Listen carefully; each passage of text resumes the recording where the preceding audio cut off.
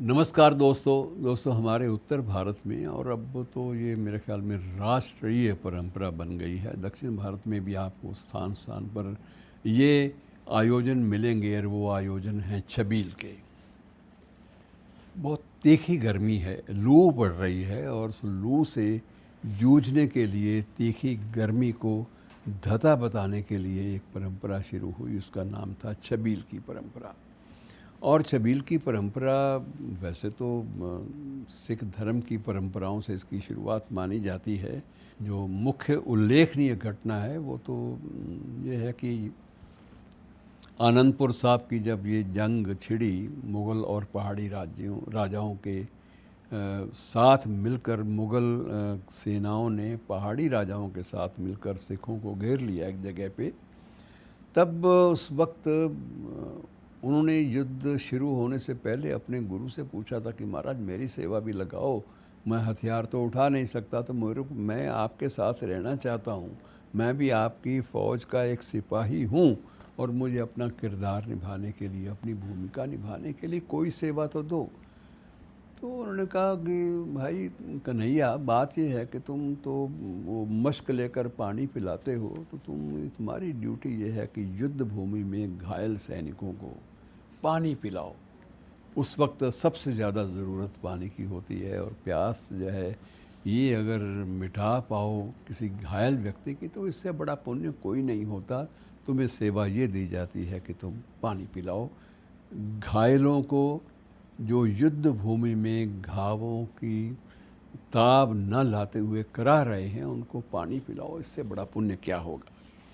और भाई कन्हैया तो गुरु का आदेश हो गया तो उनके लिए तो एक बिल्कुल ये ईश्वरीय हुक्म हो गया और उस हुक्म की तामील करते हुए उन्होंने युद्ध भूमि में पानी पिलाना शुरू कर दिया। और घायल दोनों पक्षों से थे, घायल मुग़ल सेना से भी थे, घायल जो पहाड़ी राजा थे उनकी सेनाओं के लोग भी थे, और घायल अपने गुरु गोविंद सिंह के जो सिपाही हैं, योद्धा हैं, वो भी घायल थे घायलों में। अब वो सबको ही पानी पिलाने लगे तो बहुत सारे लोगों ने शिकायत भी की भाई कन्हैया के ख़िलाफ़ गुरु जी के पास जाकर कि भाई गुरुदेव ये क्या कर रहा है, ये तो दुश्मनों को पानी पिला रहा है, दुश्मनों को भी पानी पिला रहा है, ये तो गलत है, इसको रोका जाना चाहिए। तो खैर हंस पड़े गुरुजी और उन्होंने बड़े स्नेह के साथ उसको बुलवाया। अरे भाई कन्हैया, तुम्हें कहा था कि युद्ध भूमि में हमारे जुझारू सैनिक जो घायल हैं उनको पानी पिलाओ, और तुम तो दुश्मनों को भी पानी पिलाने लगे। तो उसका बड़ा नफा तुला उत्तर था कि गुरुदेव, मुझे तो गुरुजी सिर्फ एक ही बात याद रही, आपने सिर्फ एक बात, आपका आदेश याद रहा कि युद्ध भूमि में घायलों को पानी पिलाओ, इससे बड़ा पुण्य कोई नहीं होगा, इससे बड़ी सेवा कोई नहीं होगी।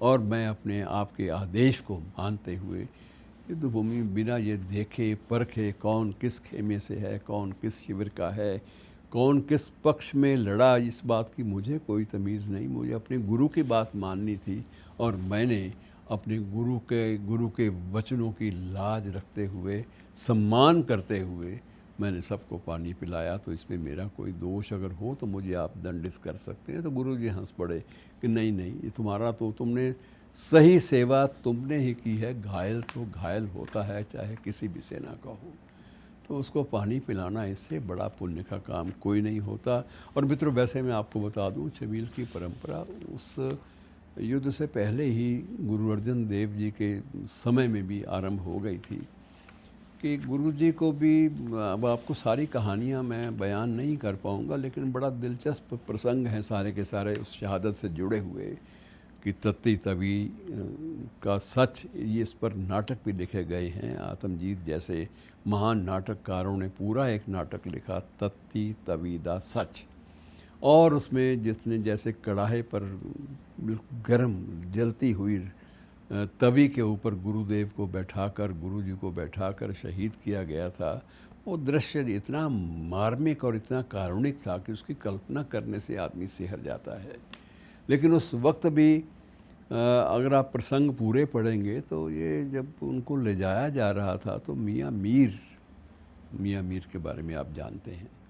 तो मियाँ मीर साहब ने उनसे कहा कि आप जहाँ दिल्ली आपको ले जाया जा रहा है, वहाँ जो शहनशाह है, मुग़ल शहनशाह, वो सिर्फ मेरी बात मानता है, मेरी इज़्ज़त करता है, और अगर आप कहें तो मैं उससे बात कर सकता हूँ, पर मैं ये डरता हूँ कि आप ना कर दें तो उसके बाद सम्मान जो है वो आपका वो कहाँ जाएगा, आत्मसम्मान। इसलिए मुझे अनुमति दें, छूट दें कि मैं उस मुग़ल सम्राट को इस जुल्म से रोक सकूँ। तो गुरुजी का एक ही बड़ा शांत स्वभाव में उत्तर था कि मियाँ मीर, आप भी तो अल्लाह के हुक्म में, उसकी रज़ा में विश्वास रखते हो। रब की रज़ा में आपका भी विश्वास अगाध है और मेरा विश्वास भी अगाध है, इसलिए रब का भाना, रब ने जो भी करना है, ईश्वर ने जो भी करना है, उसे मीठा समझकर उसे ग्रहण किया जाना चाहिए। वो तेरा भाना मीठा लागे, ये शब्द बोलकर उसे स्वीकार किया जाना चाहिए, तभी तो उसका पुण्य मिलता है, तभी वो शहादत शहादत कहलाती है वास्तविक संदर्भों में। इसलिए आप उसकी रज़ा में ना आप दखल दो, न मैं दखल दूँ। और मित्रों, उसके बाद से उन्हीं की इस मार्मिक बात का सम्मान करते हुए छबीलों की परंपरा शुरू हो गई कि तेरा भाना मीठा लागे, और किसी भी कुर्बानी के वक्त, किसी भी कड़कती हुई धूप में, लू में भी सबको पानी पिलाया गया। उस तत्ती तवी के सच के नाम पर ये परंपरा शुरू हुई और सबको पानी पिलाया गया। गर्मियों में लू से जूझने के लिए, लू को कुचलने के लिए, लू की जो शिद्दत है उसको मिनिमाइज़ करने के लिए, उसको कम करने के लिए, उसके एहसास को मारने के लिए ये परंपरा शुरू हुई।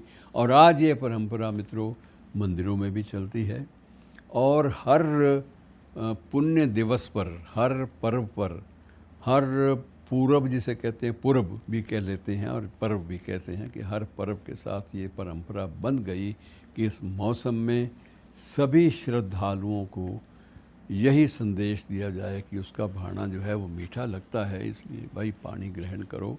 और ये छबील के पानी, या जो ऐसी छबीलें लगाई जाती हैं धार्मिक पर्वों के अवसर पर, वो उसमें मिठास घोलने के लिए कहीं रूह अफ़ज़ा डाला जाता है, कहीं दूध भी डाला जाता है, कच्ची लस्सी जिसे आप बोलते हैं।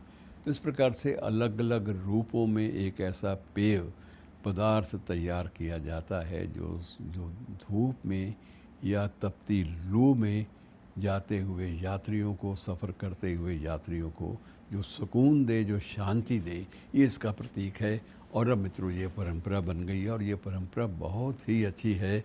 आज आप उत्तर भारत के लगभग सभी शहरों में, छोटे कस्बों में, हर जगह देखेंगे कि 4-6 घड़े मिट्टी के रख कर उनके ऊपर बर्तन भी रखा जाता है, और वो छबील के रूप में, अर्थात जो भी मुसाफिर वहाँ से गुज़रता है, जो मेहनत कश खेतों से लौटता है, वो कम से कम अपनी प्यास बुझाने के लिए किसी का वो मोहताज ना हो, छबील है, और छबील से वो पानी जो है वो ले सकता है, ले रहा है।